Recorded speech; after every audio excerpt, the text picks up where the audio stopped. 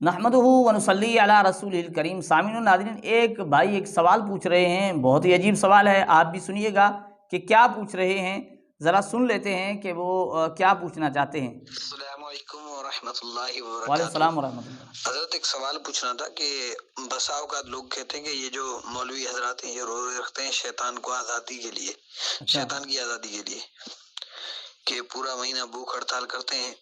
जिस दिन शैतान खुलता है छूटता है, ईद वाले दिन ये एक दूसरे को मुबारकबाद देते हैं, खुश होते हैं।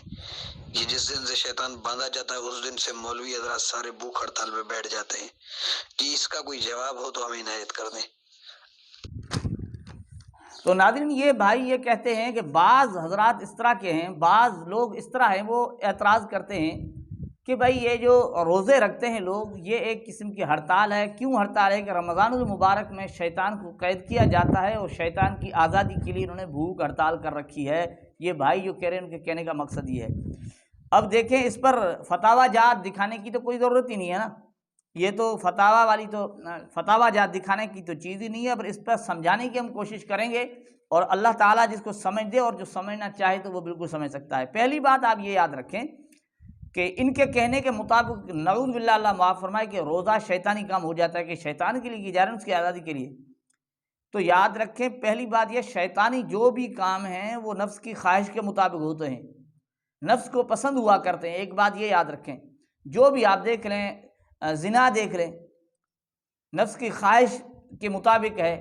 और इस तरह की बहुत सारी चीज़ें आपको नज़र आएंगी, हराम देखना और गाना बजाना, मौसीकी, ऐसी चीज़ें जो है ना वो इंसान की नफ्स को पसंद आती हैं। ख्वाहिश, यानी इंसान की ख्वाहिश पैदा होती है उन चीज़ों को करने की, यानी नफसानी चीज़ें होती हैं, तो वो शैतानी होती हैं।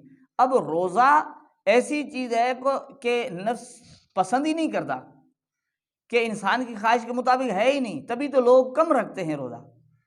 तो एक तो ये बात समझ में आती है कि रोज़ा बिल्कुल शैतान के ख़िलाफ़ है, नफ्स के ख़िलाफ़ है, शैतान के ख़िलाफ़ है, और ख्वाहिशात जो है उसके मुताबिक नहीं है। इसमें तो ख्वाहिशात पर पाबंदी लगाई जाती है, इंसानी ख्वाहिशात की पाबंदी लगाई।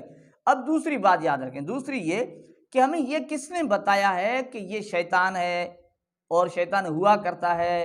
किसने बताया? ये शरीयत ने बताया ना। जब हमें शरीयत ने बताया कि शैतान तुम्हारा दुश्मन है, शैतान एक ऐसा है जो तुम्हें नुकसान देने की कोशिश में लगा रहता है, जब शरीयत ने बताया तो शरीयत ही बताएगी कि ये रोज़ा अच्छी चीज़ है या बुरी चीज़ है। अब ऐसा कोई ऐरा गैरा नथु गैरा कह दे कि रोज़ा ये है, तो उसकी तो बात कोई हैसियत तो नहीं रखती ना। देखिए, शरीयत से पूछते हैं तो शरीयत रोज़े की इतनी अहमियत बताती है कि रोज़ा सब्र है। रोज़े के अंदर जो बंदा सब्र करता है, सब्र का बदला जन्नत है। और रोज़े के अंदर जो मुंह के अंदर बू पैदा होती है वो अल्लाह के नज़दीक मुश्क से ज़्यादा, यानी अल्लाह को पसंदीदा है। तो शरीयत तो ये बताती है। अब तीसरी बात ये है कि जब हम देखेंगे कि शरीयत ने बताया है कि शैतान क्या है और रोज़ा क्या है, शरीयत ने बताया, तो शरीयत से ही पूछते हैं कि रमज़ान के अंदर शैतान कैद क्यों किया जाता है, उसकी कैद होने की वजह क्या है? अब देखें, अगर वो कैद हुआ, अब जो रोज़ेदार नऊज़ुबिल्लाह उसको छुड़ाने के लिए भूख हड़ताल कर रहे हैं, तो शरीयत इस मामले में क्या कहती है? शरीयत ये कहती है कि जो रोज़ेदार रोज़ा रखते हैं ना, वो उसके रोज़ों को ख़राब करेगा, इसलिए उसे कैद किया गया है। अब पता चला कि शैतान के असल दुश्मन वो हैं जो रोज़ादार हैं, और उसे कैद इसलिए किया गया कि रोज़ेदार को वो रोज़े में देखकर और उसे वर्गलाने और धोखा में डालने की कोशिश करेगा। इस वजह से उसे इब्लीस को कैद कर दिया गया है। तो समझ में आएगी, तो ये कैद ही इसलिए हुआ है। अब जब रमज़ान ख़त्म होता है, ईद के दिन खुशी होती है, वो कहते हैं भाई अब आज़ाद हुआ तो खुशी हुई। अब शरीयत क्या बताती है? शरीयत ये बताती है कि ये जो काम था रमज़ान के अंदर रोज़े रखना, ये नफ्स के ख़िलाफ़ था, तुम्हारी ख्वाहिशात के ख़िलाफ़ था। ये जब तुम लोगों ने नफ्स के ख़िलाफ़ एक किस्म की मेहनत की है, एक जोहद की है, उसमें तकलीफ़ बर्दाश्त की है, उन तकालीफ और कोशिश की वजह से तुम्हारे गुनाहों की मफ़रत हो गई है।